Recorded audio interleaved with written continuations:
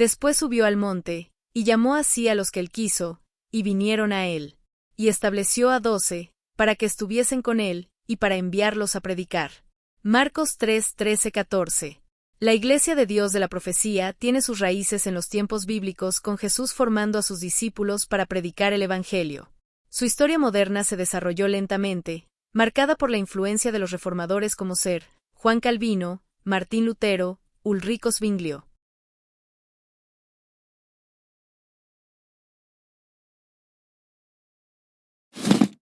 La historia comienza cuando un grupo de reformadores radicales inmigraron a los Estados Unidos en los siglos XVI y XVII durante el tiempo colonial. Estos grupos eran anabaptistas, menonitas, bautistas y vaqueros. Ellos encontraron tierra fértil y sus doctrinas se basaban en la salvación, el amor y la santidad. Tuvieron grandes avivamientos y demostraban manifestación pentecostal, especialmente entre los bautistas y los seguidores de Jorge Whitefield y Juan Wesley.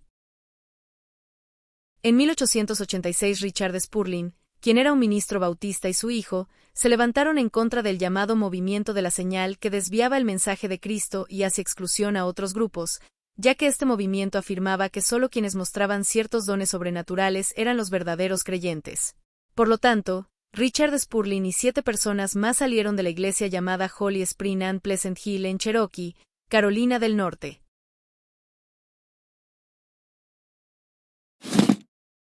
Este mismo grupo pasó a llamarse Unión Cristiana de Berney Creek en el condado de Monroe. Acordaron liberarse de todo credo y tradiciones, tomaron el Nuevo Testamento o la ley de Cristo como única regla de fe y de la práctica. Así que todos podían leer la Biblia e interpretarla por sí mismo, y también como la Iglesia de Dios para decidir juntos los asuntos importantes de la Iglesia. En septiembre de ese mismo año, el hijo de Richard Spurling, llamado también Richard G. Spurling, fue elegido pastor con el consentimiento de la congregación. Richard G. Spurling logró establecer 2 congregaciones más, aunque la congregación inicial dejó de funcionar. Algunos de los miembros de la congregación original ayudaron a formar las otras 2 congregaciones, así que la organización original continuó. En 1891 Richard Spurling padre muere, dejando a su hijo solo para continuar la visión de la Unión Cristiana. Richard Spurling será siempre reconocido como padre fundador en nuestra historia. Durante 10 años la Unión Cristiana predicó con gran esmero, y su mensaje era que las iglesias regresasen al mensaje verdadero del Evangelio de Cristo.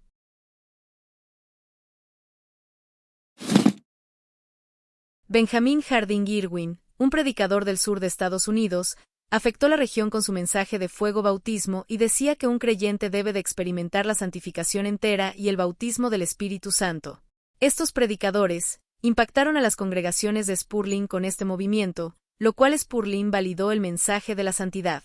En el verano de 1896, en el condado de Cherokee, Carolina del Norte, a unos 19 km de las congregaciones de Spurling, un avivamiento dirigido por 3 predicadores explotó.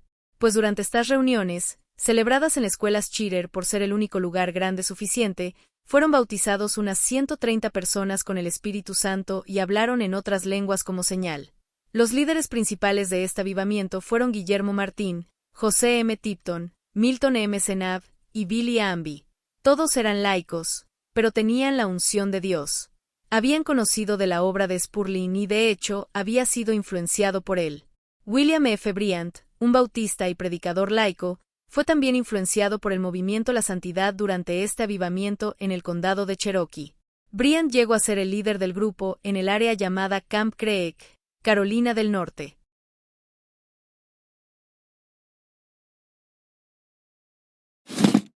Durante el tiempo que duró el movimiento de la santidad, hubieron opositores que persiguieron al grupo de Bryant, algunas veces violentamente.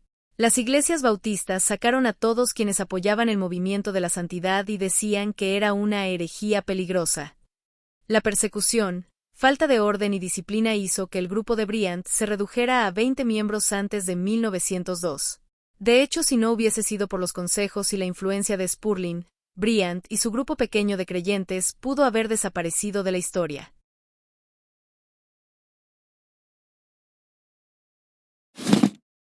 Spurling convence a Bryant de organizarse para que el trabajo sobreviva, así que el 15 de mayo de 1902 nace la Iglesia de la Santidad de los Campos del Arroyo. La congregación seleccionó a Spurling como pastor y a Bryant como diácono. De este modo, la visión de la Iglesia fue continuado. El siguiente año, un líder es atraído a la Iglesia de la Santidad. Su nombre era Ambrose Jessup Tomlinson, A.J. Tomlinson, era del estado de Indiana, un cuáquero que había experimentado la salvación y la santidad en su vida personal y había venido a las montañas Apalaches en 1899 como un misionero bajo auspicios de la Sociedad Americana de la Biblia.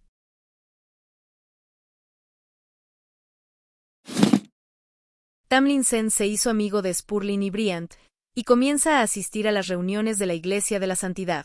Tomlinson quedó impresionado por la visión que tenía Spurgeon y el 13 de junio de 1903, después de una revelación con Dios, Tomlinson se unió a la Iglesia de la Santidad, quien después de tantos años, él encontró un lugar en donde podía trabajar para Dios. El liderazgo de Tomlinson fue reconocido por Spurgeon y los demás, y lo seleccionaron como pastor de la Iglesia de la Santidad de los Campos del Arroyo. Bajo el liderazgo de Tomlinson, rápidamente nacieron varias congregaciones en Carolina del Norte, Tennessee y Georgia.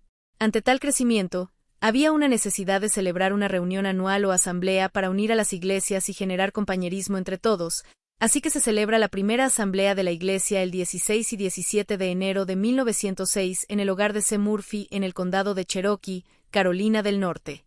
En el siguiente año, 1907, durante la asamblea, el nombre de la iglesia cambia a Iglesia de Dios y A.J. Tomlinson es elegido supervisor general de toda la Iglesia de Dios. A.J. Tomlinson, como muchos en la iglesia, se inclinó al pentecostalismo antes del siglo XX, no fue hasta el derramamiento del Espíritu Santo en la Escuela Bethel en 1901 y el avivamiento de la calle Azusa en Los Ángeles, California en 1906 que la Iglesia de Dios abrazó el movimiento pentecostés. En 1908 un predicador llamado G. B. Caswell predicó en la iglesia de Tennessee a petición de Tomlinson. Al terminar la predicación, Tomlinson recibió el bautismo del Espíritu Santo, dio un discurso en por lo menos 10 diversos lenguajes, también vio una visión de una cosecha mundial para la iglesia a través de un alcance misionario. La iglesia ha permanecido desde entonces en la tradición clásica pentecostés. Durante 20 años la iglesia creció a una cantidad de aproximadamente 20,000 miembros, todo en el sur de Estados Unidos.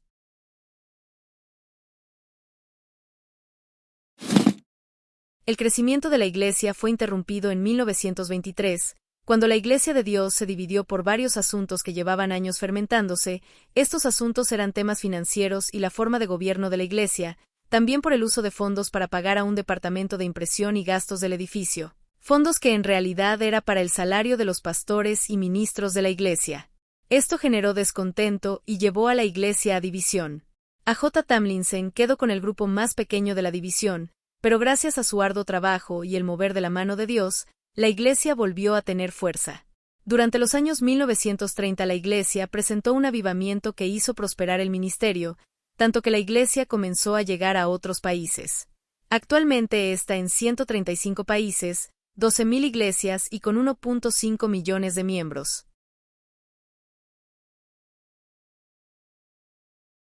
En 1943 A.J. Tomlinson muere, dejando un gran vacío en la iglesia. El presbiterio elige a Milton Tomlinson, hijo menor de A.J. Tomlinson, como supervisor general de la iglesia. Milton perpetuaría la visión que tenía su padre sobre la iglesia alrededor del mundo y la iglesia creció en cada estado de Estados Unidos y también en 90 países, incluido Latinoamérica. En 1952, debido a problemas legales y evitar confusión con otras organizaciones, la iglesia pasó a llamarse Iglesia de Dios de la Profecía. Se adoptó este nombre porque se veía su existencia y misión como parte del cumplimiento profético del plan de Dios para restaurar la iglesia verdadera. En 1990, a la edad de 84 años, Milton Tomlinson decide retirarse por sus limitaciones físicas, y el 2 de mayo del mismo año es elegido al obispo Billy de Murray para servir como supervisor general, lo cual en el año siguiente es elegido oficialmente en la Asamblea General. Murray trabajó para que la iglesia dejase de ser algo introvertida y cerrada, para centrarse en rescatar a personas perdidas en el mundo. Su mensaje será bajo el lema Tornándonos a la cosecha y Cristo es el mensaje, la iglesia el mensajero. Durante la dirección de Murray, en el año 2000 la iglesia llegó a 520,000 en el mundo.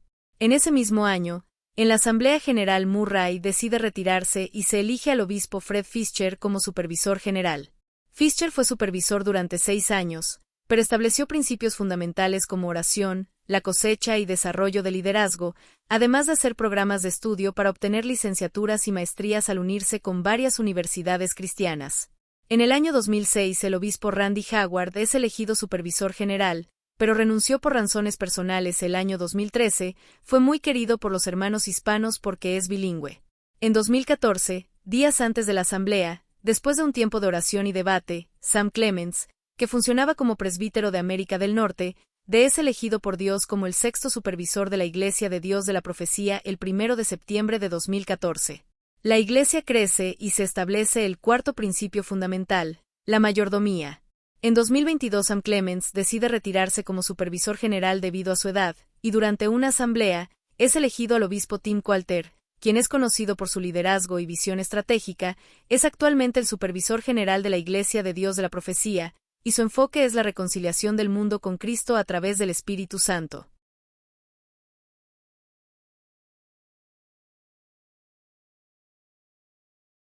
La Iglesia de Dios de la Profecía busca cumplir su misión de llevar el mensaje del Evangelio de Cristo al mundo, haciendo discípulos y promoviendo la reconciliación entre el mundo cristiano, hasta que se alcance la unidad deseada en la oración de Cristo. Para que todos sean uno, como tú, oh Padre, en mí, y yo en ti, que también ellos sean uno en nosotros, para que el mundo crea que tú me enviaste. Juan 17:21.